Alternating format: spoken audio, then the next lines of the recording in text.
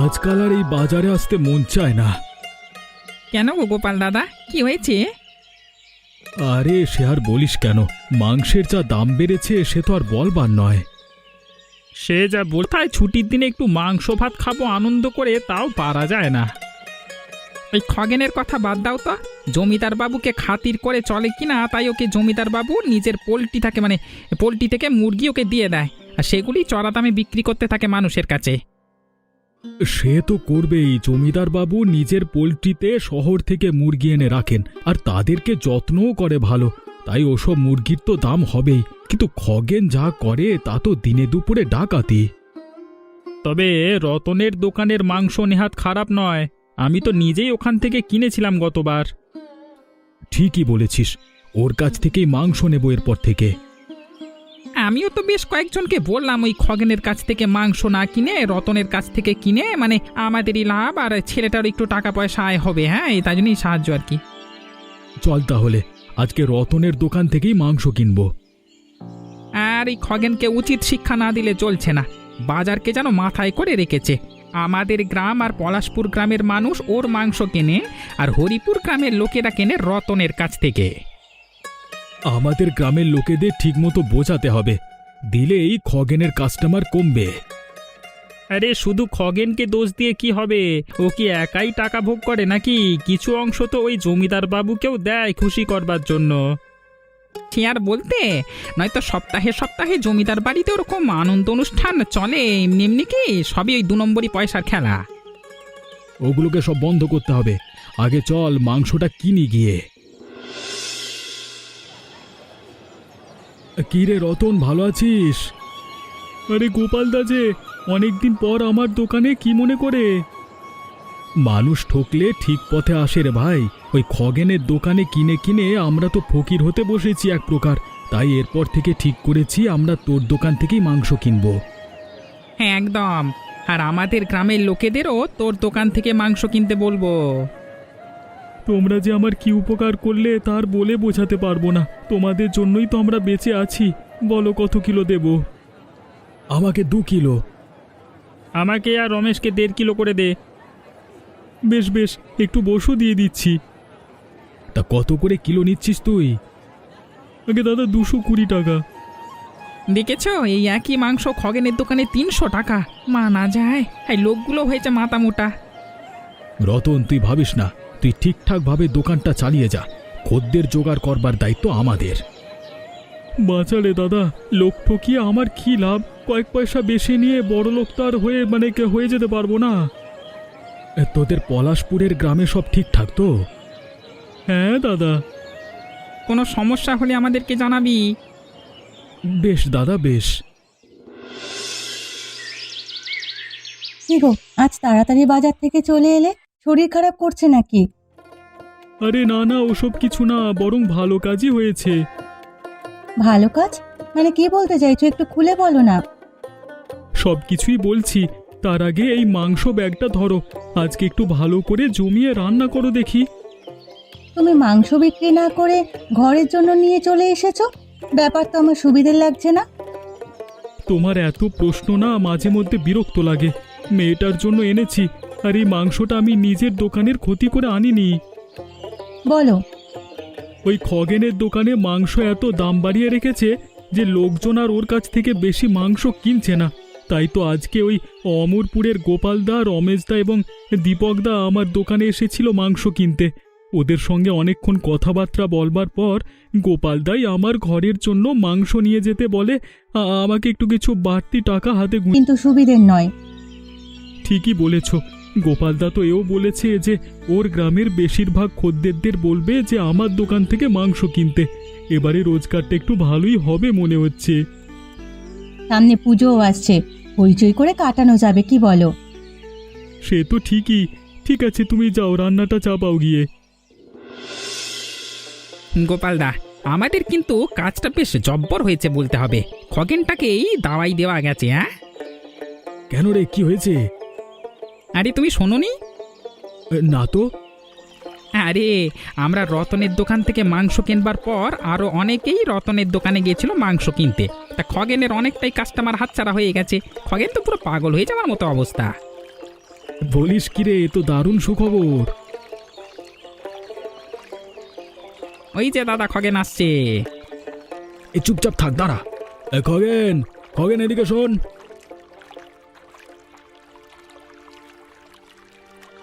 কি হয়েছে, ডাকছিস কেন? এত রেগে আছিস কেন, আর যাচ্ছিসই বা কোথায়? জান নামে যাচ্ছি। আমার ক্ষতি করে এখন এখানে বসে আমার সঙ্গে মস্করা করছো? চ্যাংড়ামি! তোরা কি ভেবেছিস আমার খদ্দেরকে ভাঙিয়ে নিয়ে চলে গেলে আমি ভয় পেয়ে যাবো? এই সে যে যাকে ভয় পেয়েছে সে তো দেখাই যাচ্ছে। হ্যাঁ, আরে দাঁড়া না রে রমেশ। তা খগেন, তুই যে আমাদের কাছ থেকে এত চড়া দাম নিতিস মানুষের, মানে মাংসের, তখন যে আমাদের ক্ষতি হতো তার বেলায়। ভাগ্যিস রতনের দোকানটাও আছে, হয়তো তোর কাছ থেকে মাংস কিনতে কিনতে আমরা বিক্রি হয়ে যেতাম। তোদের মজা না দেখি আমার শান্তি নাই রে। তোদের এই রত্নার দোকান কতদিন থাকে সেটাই দেখবো। ঠিক আছে, যা তো।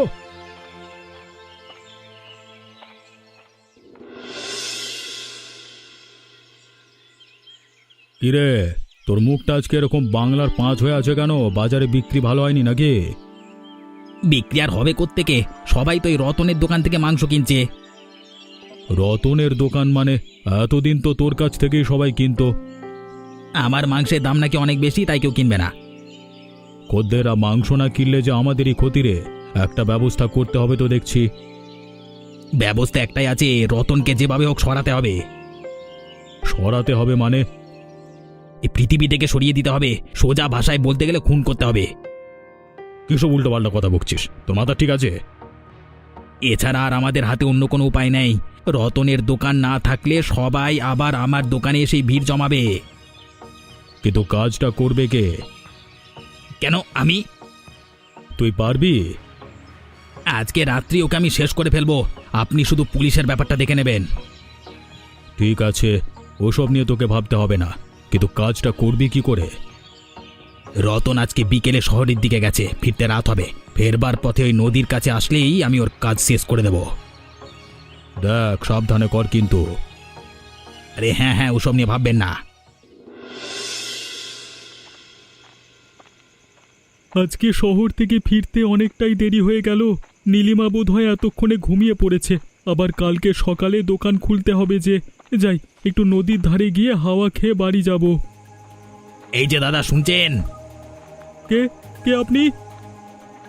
আমি যেই হই না কেন, আপনাকে ডাকছি যখন, দাঁড়ান না। আপনি কে আগে তো বলবেন।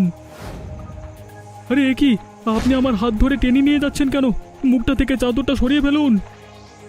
কোনো কথা বলবেন না, যেখানে নিয়ে যাচ্ছি যাবেন। আরে এ তো নদীর কাছে এনে দাঁড় করালেন, করতেটা কি চাইছেন আপনি?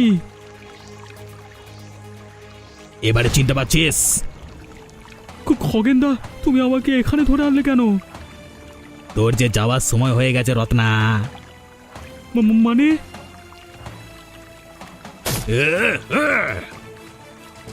বাঁচাও!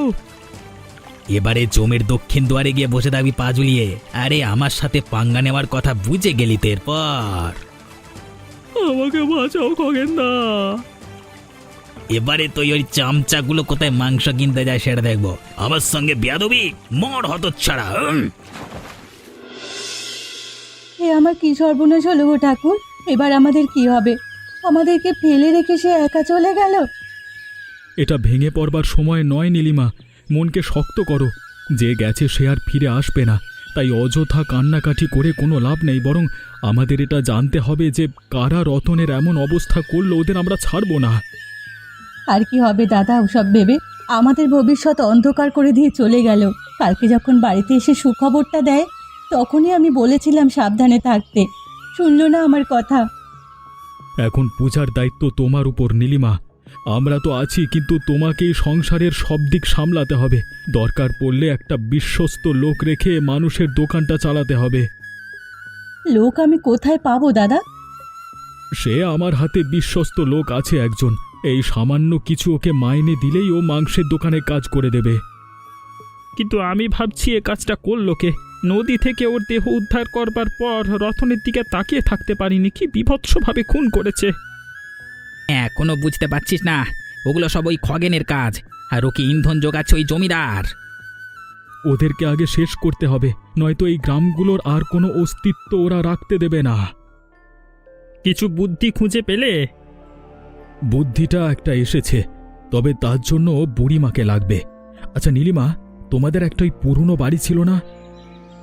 হ্যাঁ, ওই তো জঙ্গলের পেছনে।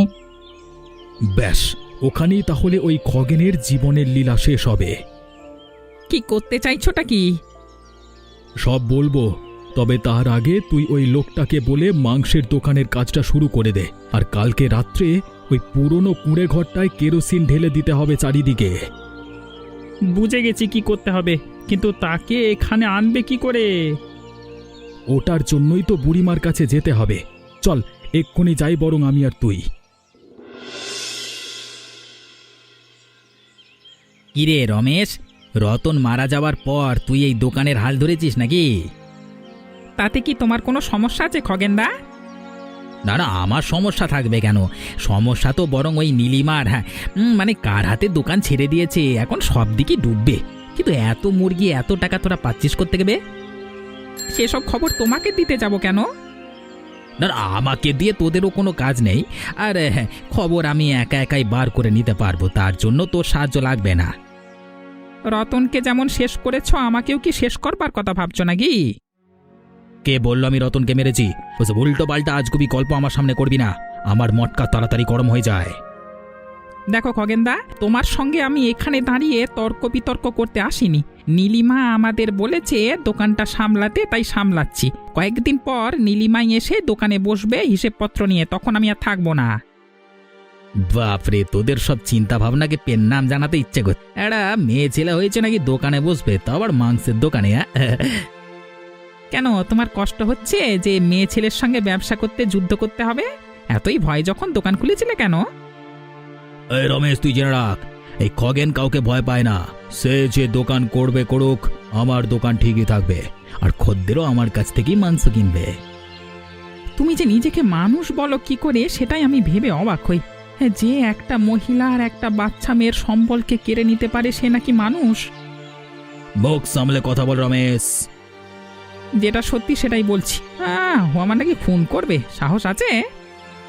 কার সাহস আছে তা কদিন পরই দেখতে পাবি বে। তোদের এই দোকান কতদিন থাকে আমি সেটা দেখবো। আরে দেখো দেখো, এখন যাও এখান থেকে, যত সব। এলি রে? আমরা বুড়িমা, গোপাল এবং দিবাকর। ও তোরা, আয় আয় বস। কতদিন পর এলি? আমি তো ভেবেছিলাম তোরা আমাকে ভুলেই গেছিস। না গো বুড়িমা, তোমাকে ভুলবো কেন? বরং আজকে তোমার সাহায্য চাইতেই এসেছি তোমার কাছে। এ বুড়ির কাছে আর কি সাহায্য চাস তোরা? খগেন তোমার কাছে আসে বুড়িমা? ওই হতচ্ছাড়াটার নাম আমার সামনে নিবি না। আমার সর্বশান্ত লুট করে নিয়ে চলে গেছে। মাঝে মাঝে আসে, দেখা করে। ওই কুলাঙ্গারটা কবে যে মরবে তার আশায় বসে আছি। ওই গ্রামের রতনের কথা শুনেছো বুড়িমা? কোন রতন? মাংসের দোকান যার আছে হাটের মধ্যে? হ্যাঁ গো বুড়িমা, ওই রতন। এই একটু আগে লোকেদের মুখে শুনলাম এই কথাটা। কে যেন খুন করে ওকে নদীতে ফেলে রেখে এসেছে। ইস, ওর বউ বাচ্চারা এখন কি যে করবে। আমরা সেখান থেকেই আসছি বুড়িমা। কে খুন করেছে জানো তুমি?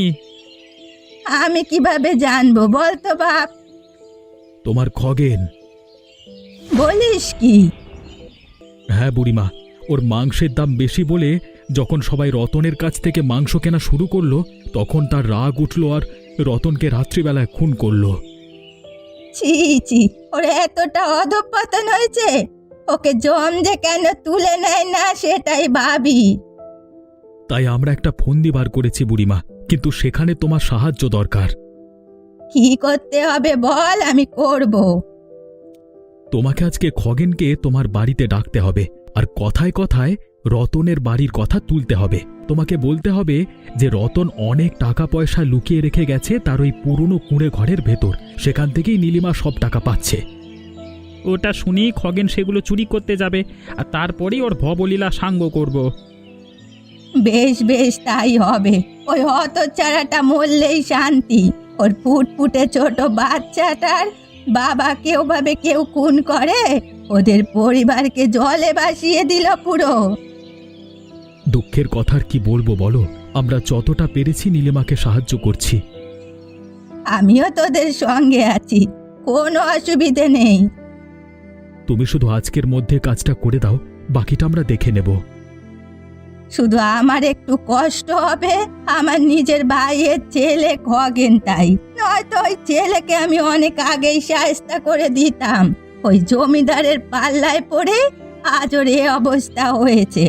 এতটা বার বেড়েছে ওর। সে আর তুমি কি করবে? ঠিক আছে, আমরা তাহলে আসি।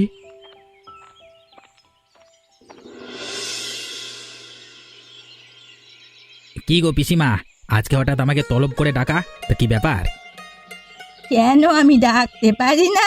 কতদিন দেখিনি, তাই ভাবলাম একবার তোকে আসতে বলি। তোমার কাছেও বা এমনিতেও আসতাম। তাতে দোকানপাট কেমন চলছে? ভালোই, কেন বলো তো? না, এমনি জিজ্ঞাসা করলাম। আসলে অনেকের কাছ থেকে অনেক খবর পাচ্ছি তো, তাই ঠিক বুঝতে পারছি না। কিসের খবর বলো তো? আরে ও পাড়ার রতন, যার মাংসের দোকান আছে হাটে, সে নাকি খুন হয়েছে শুনলাম। ও, তার মানে আমার নামে তোমার কাছে এসো নালিশ করতে হয়েছে? হ্যাঁ, তা কে করেছে শুনি? নালিশ আবার কে করবে? অনেকের মুখেই তো বলা বলি করছিল তোর নাম, তাই। ওসব বাজে কথা, আমার কোনো দায় পড়েনি ওকে খুন করবার। ওসব কথায় বেশি পাত্তা দিও না তো। তাই রতনের দোকান চলছে কেমন এখন? ওটাই তো আশ্চর্যের, কালকে রাত্রে রতন খুন হলো, অথচ আজকে বেশ কয়েকটা মুরগি কিনে এনে নতুন একজনকে কাজে লাগিয়ে দোকান চালু হয়ে গেছে। তাহলে আমি যা শুনেছি সব সত্যি? কি শুনেছো তুমি? এই শুনলাম রতন নাকি অনেক টাকা পয়সা সঞ্চয় করে রেখে গেছে, সেগুলো লুকিয়ে রেখে গেছে তার ওই পুরনো কুড়ে ঘরের ভেতরে। নীলিমা সেখান থেকেই নাকি টাকা পয়সা সব নিচ্ছে এখন। আচ্ছা, এই ব্যাপার তাহলে। হ্যাঁ, তা তুই আর এসবে বেশি ঢুকতে যাস না। না না, আমি নিজের দোকান সামলাতে হিমশিম খাচ্ছি, আর লোকের পরিবারে অত নাক গলি আমার কাজ নাই। ঠিক আছে, আমি চলি বরং এখন এখান থেকে। এসেছিস যখন একটু খাওয়া দাওয়া করে যা। না গো, পরে এসে খাবো, চলি। হ্যাঁ,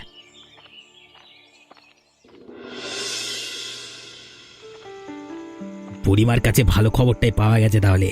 রতনকে খুন করেছি, এবার তার সমস্ত টাকা পয়সা চুরি করে নিতে পারলি কেল্লা ফতে। আমাকে আর দেখে কে? এই গ্রামে তখন মাংসের দোকান শুধুমাত্র আমারই থাকবে, আমিই রাজ করব। সবাই তো ঘুমিয়ে গেছে দেখছি, এত রাত্রে জেগেও বা থাকবে কে?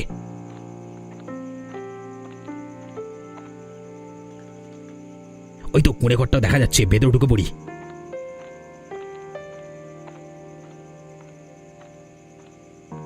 চারিদিক এত অন্ধকার, না টর্চটা জ্বালি। মার মার, মেরে দে। ওরে বাবা, লাগছে। কিরে খগেন, জানতাম তুই আসবি, তাই তো বুড়িমাকে দিয়ে এই মিথ্যে গুজবটা ছড়িয়ে দিয়েছিলাম। আমাদের কথা তো বিশ্বাস করতিস না, তাই বুড়িমাকে দিয়েই বলালাম তোকে। তোদেরকে আমি দেখে নেবো। আমাদেরকে দেখা এত সহজ নয়, অনেক দেখেছো তুমি বাবা জীবন। এবার যে আমাদের দেখানোর পালা। নাটকটা তুই শুরু করেছিলি, শেষটা আমরা করব। এই রমেশ, বাঁ দেখে।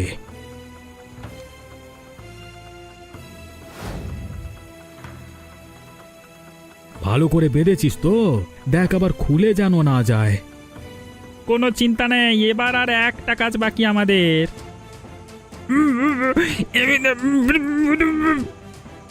চুপ কর বেয়াদব, একজনের ক্ষতি করে এখনো তোর শান্তি হয়নি? চল তোরা এই জানালাটা বন্ধ করে দে, আর দরজাটা আমরা বাইরে থেকে লাগিয়ে দিচ্ছি।